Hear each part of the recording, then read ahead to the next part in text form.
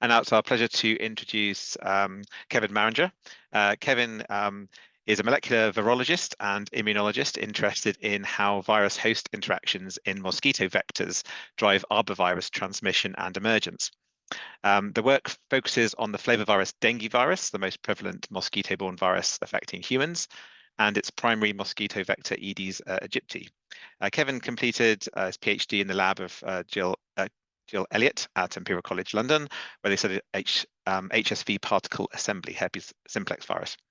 After graduating from the PhD in 2011, Kevin secured a Sir Henry Wellcome postdoc fellowship from the Wellcome Trust to develop the dengue virus research program in the labs of Professor Ana Fernandez-Sesma at the Icahn School of Medicine at Mount Sinai in New York, and also Dr. Andrew Davidson at the University of Bristol in the UK. Kevin established their own research group at the University of Surrey in 2016 and joined the Pirbright Institute in Surrey as a group leader in 2020. And a great pleasure to have you with us today, Kevin. Thank you very much for joining us. And if you want to share your screen, I understand the title of your talk is The Role of Mosquito NF-κB-mediated Innate Immunity in Controlling Vector-borne Virus Transmission and Emergence. And if it's different, we will soon find out. I think you want, yeah, that's perfect. That's good. Yeah, and let me just share my screen. Thank you. Yeah, no, I'd really like to thank the organizers for, sorry, let me just, because I can't see my screen because I've got all the people. Right.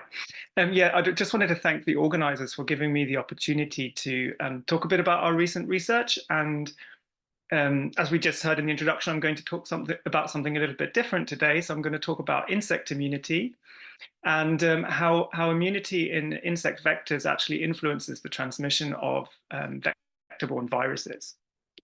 So let's go to the next slide.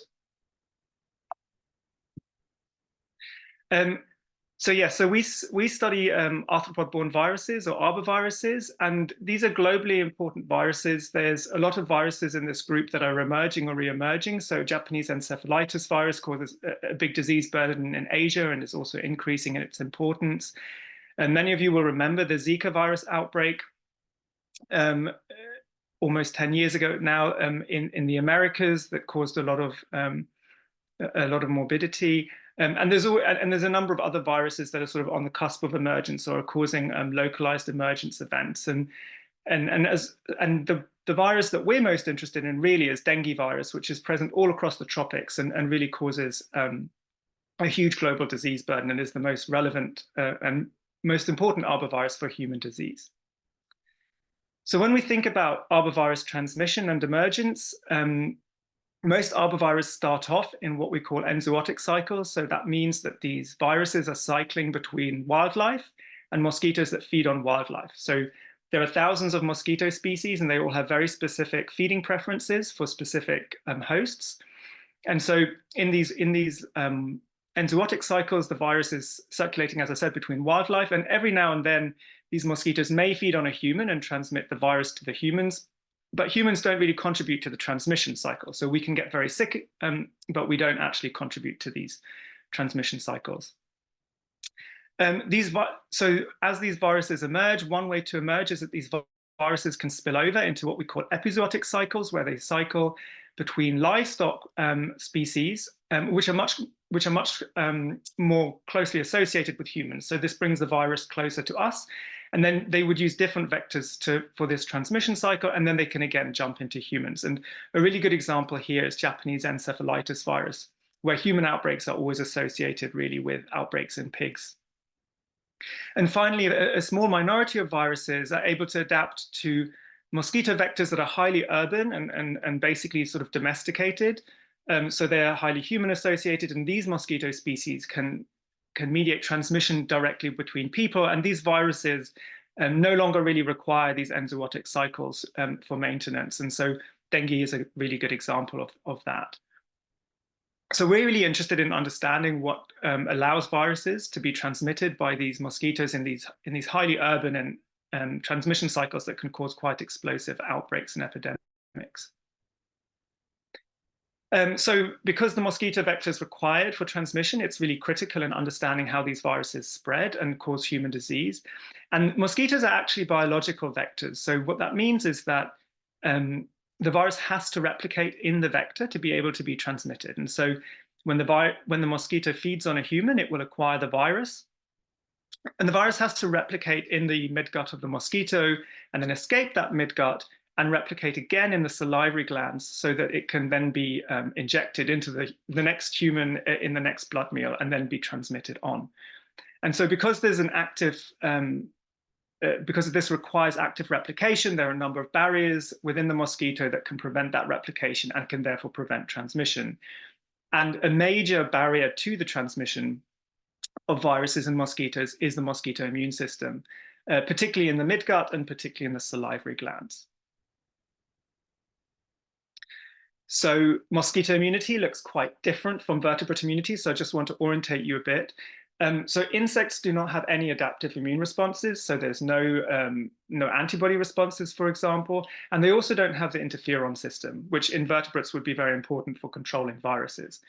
They do have cellular mediated immunity, so they have some cells that look a little bit like NK cells, like macrophages, so innate immune cells that we also have in vertebrates. There are melanization responses, which are the depositing of melanin, mostly onto parasites to prevent their growth.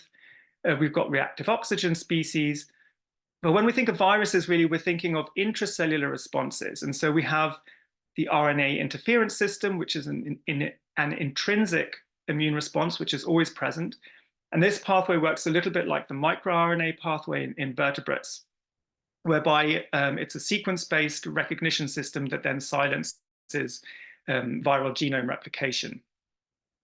So what I'll talk to you about today is really our work is focused on inducible pathways. And so these are signaling cascades where you get the detection of a pathogen through a pattern recognition receptor, which activates a signaling cascade. And then you get the translocation of a transcription factor into the nucleus and the expression of a number of antiviral genes.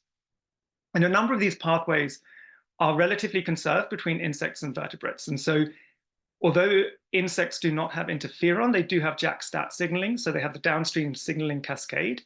And they also have NF-κB signaling, which is mostly what we work on. So we work on NF-κB signaling. So just to orientate you to mosquito NF-κB pathways. So as I sort of mentioned before, these have pattern recognition receptors.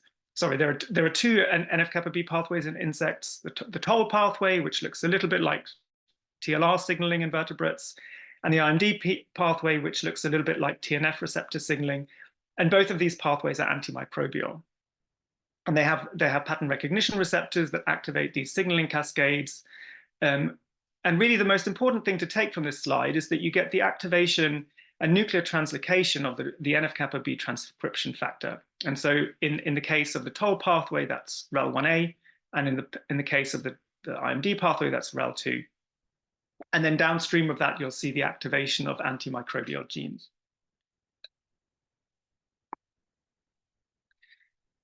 So we have a number of questions related to insect NF-κB pathways in my lab, and this is sort of a bit of an overview of what I'll touch on today.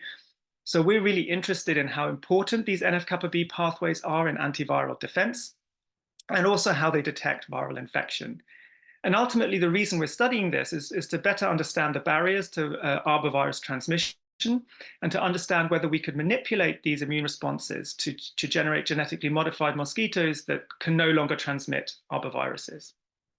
And that's been done there's examples of that being done, but not using this NF-κB pathway. So, so this is some slightly older data here where we showed basically that NF-κB pathways can detect viral infection. So on the left here, what we're doing is we're stimulating mosquito cells. So we use a cell line called aegypti. So that's an Aedes aegypti derived cell line. So this is the major vector for these urban transmission cycles with arboviruses. And what we showed is if we take poly-IC and we treat the cells, or if we take poly-IC and transfect it into the cells, we do see a dose-dependent activation of NF-κB regulated genes. And I'm not showing you here, but we have tested that these genes are regulated through NF-κB. So those of you working on human immunity or vertebrate immunity will realize that this has been known for a long time in vertebrates, but people hadn't shown this before in insects until a few years ago when we published this. We also infected our mosquito cell line with a model virus, in this case cricket paralysis virus, which is just a model insect virus, and it replicates quite nicely in our mosquito cell line, and also induces a number of NF-κB regulated genes. So more recently, we wanted to analyze how NF-κB regulated genes are also activated in vivo in mosquitoes, because there can be differences between cell lines and in vivo. And what we do here is we're basically taking our mosquitoes and we inject them with poly-IC or water as our control. And then we measure the activation of NF-κB regulated genes. And I'm just showing you two examples here. And what you see is we don't really see an immune response when we just stimulate the mosquitoes with water. But when we stimulate them with poly-IC, we see the activation of a number of NF-κB regulated genes, and quite early as well. So we've looked as early as 3 hours after injection. So we've seen now that these NF-κB regulated genes and these NF-κB pathways can be activated in response to viral stimuli, both in cell culture and also in vivo. And so the next thing we wanted to do was then ask that question, well, how important are these NF-κB pathways for actually suppressing virus replication? So some work has been done in that area. So people have taken some NF-κB regulated genes, individual genes, and mutated those in mosquitoes and shown that that does affect virus replication. But we wanted to take a more holistic approach and knock out the whole pathway. And so we went back to our cell lines and we used CRISPR-Cas9 mediated gene editing to knock out both transcription factors for the toll pathway and for the IMD pathway. So we've knocked out both NF-κB signaling pathways. And initially, when we characterized these cell lines, we did that functionally. So we measured the loss of function of the activation of NF-κB regulated genes. But we were actually never able to really confirm that we lost protein expression. And so we were really, really pleased to be able to work with ProImmune to develop some new tools to measure NF-κB proteins and proteins within the NF-κB pathway in mosquitoes. These are non-model organisms, so there's really not very many tools available. And as Sam introduced just earlier, we basically used the ankyron technology. And so ProImmune developed for us a number of ankyron to detect these NF-κB proteins. And we were then able to show for the first, really to verify properly that we've actually knocked out these protein expression from these genes in these cell lines. So here what you're seeing is we're using an ankyron to detect NF-κB in wild type cells. And when we look into our knockout cells, we've completely lost the expression of this NF-κB factor. So I'm just showing you one ankyron against one NF-κB factor, but we've done this for both of them. And so this was really nice. So we were actually able to confirm that we had knocked out gene expression. So then we wanted to test what was the impact on arbovirus replication. And so we infected our cell lines with a number of viruses transmitted by Aedes aegypti. So on the left here, we see Zika virus. And what you see is that this virus does replicate even in the wild type cells. But when you look in the NF-κB knockout cell lines, what you see is you get a higher level of virus replication and the virus replicates faster. And you can see that both at the level of infectious particle release into the supernatant and also at the level of the accumulation of intracellular viral RNA. So you see higher levels of Zika virus RNA in the knockout cells compared to the wild type cells. And we've tested this now with a number of Aedes aegypti-borne viruses. So here I'm just showing you another related virus, yellow fever virus. And again, we see higher replication in the knockout cells. So this is a really good indication that these NF-κB pathways do suppress viral replication when they're functional. So what that's telling us is that NF-κB and these NF-κB signaling pathways are a barrier to the transmission, or the replication at least, of vector-borne viruses. So we then wanted to ask the question, is it the only barrier to the replication of vector-borne viruses? And the way that you can test this is you can take viruses that are related to Zika virus and yellow fever virus, but that do not get transmitted by this mosquito species. So they don't get transmitted by Aedes aegypti. And so we tested some tick-borne viruses and also some viruses that have no vector. And what you see is that these viruses do not replicate in the wild-type cells, and they also do not replicate in the knockout cells. So what this tells you is that NF-κB signaling is important for suppressing virus replication, but it is not the only barrier that viruses face when they try and access new vector species, which is one of the ways in which they could access new vertebrate hosts. And then we wanted to look in vivo, because again, cell cultures in the in vivo situation can be slightly different. And so we developed transgenic mosquitoes in collaboration with Luke Alfie, who at the time was at the Pirbright Institute. And it doesn't really matter what these transgenic mosquitoes are in detail, but these mosquitoes have a suppressed NF-κB system. And so what you see is the transgenic mosquitoes have a fluorescent marker attached to them. So what you see here is that in the transgenics, you've got this marker so that you can identify which mosquitoes have been genetically modified. And we've confirmed here functionally that you get loss of the NF-κB signaling when you stimulate the mosquitoes with an immune stimulus. And here we're just looking in different transgenic lines showing that they behave differently. Showing that they behave the same, even though they were generated independently. And then what we did is we infected these mosquitoes with a model arbovirus. So here we've just used a virus called Semliki forest virus. And I'm just showing you one set of data for the sake of time, where we've looked at just the proportion of mosquitoes that get infected after we present them with an infectious blood meal.